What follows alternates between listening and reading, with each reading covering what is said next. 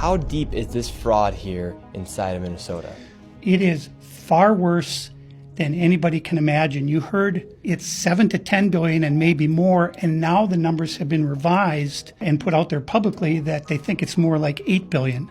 How I got involved is that where my office is here in Minneapolis, I'm sort of in the heart of all of this fraud, and I would see these child care centers. I said, well, there aren't any kids there. It's the middle of the day, and all I see are a couple of guys standing out front smoking. And then I'd go by another daycare and I'd see the same thing. I said, well, where do these kids play? And so I started to go online and look, and I said, this place is licensed for 80 children.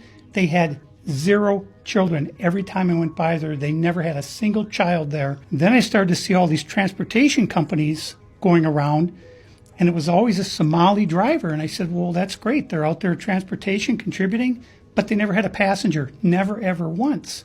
And I said, well, what is all this transportation? What are they doing? So then I found out that in Minnesota, they have something called non-emergency medical transportation. So this is going to the dentist's office, therapy, whatever it might be.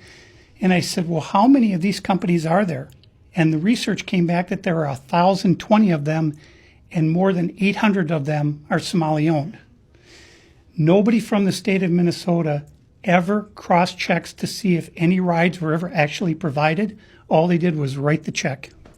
So right here we have all this paperwork. And how are you getting all this information about the fraud? A lot of it is through my own research, and then I have some contacts at the Capitol going back many, many years. And so the data that I'm getting is 100% accurate, coming directly from research done by people at the state Capitol.